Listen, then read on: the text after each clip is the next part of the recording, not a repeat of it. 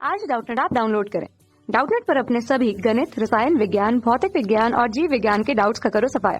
बस प्रश्न की फोटो खींचो, एक ही प्रश्न को क्रॉप करो और तुरंत वीडियो सोल्यूशन पाओ।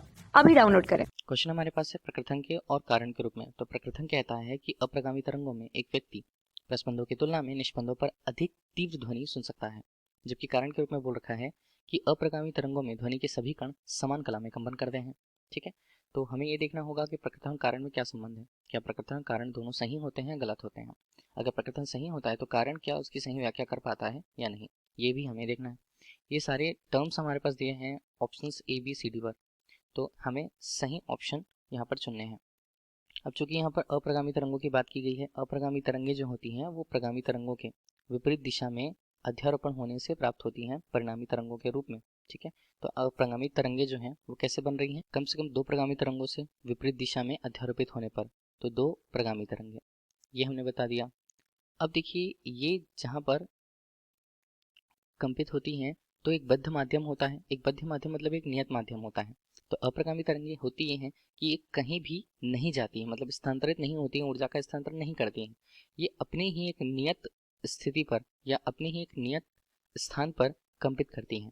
ठीक है, तो कंपन इनका होता है स्ट्रिंग गर्त के रूप में। अगर दो तरंगे किसी एक बिंदु पर समान कला में मिल रही हैं तो वहाँ प्रस्पंद की स्थिति हमें मिलती है। ठीक है, तो प्रस्पंद की स्थिति पर हम कहते हैं कि जो विस्थापन होता है, कणों का जो विस्थापन होगा वो सर्वाधिक होगा या अधिकतम होगा। हम कहेंगे विस्थापन अधिकतम, जबकि दाब में परिवर्तन का मान इस बिंदु पर, मतलब प्रस्पंद की बिंदुओं पर दाब परिवर्तन शून्य होता है। ठीक है, मतलब वहां दाब परिवर्तन नहीं होता, दाब परिवर्तन शून्य है प्रस्पंद की स्थिति पर। बिल्कुल इसी तरह अगर निष्पंद की स्थिति की बात करें तो निष्पंद की स्थिति पर हम विस्थापन की बात करते हैं, तो वहां पर विस्थापन का मान उन कणों के लिए उनका वेग का मान वो न्यूनतम रहता है।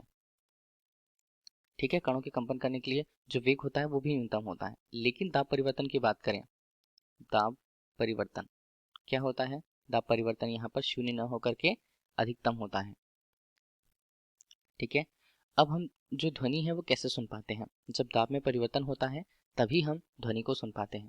तो इस तरह से अगर हम कहें कि दाब परिवर्तन का मान जहाँ पर शून्य होगा, हम ध्वनि नहीं सुन पाएंगे।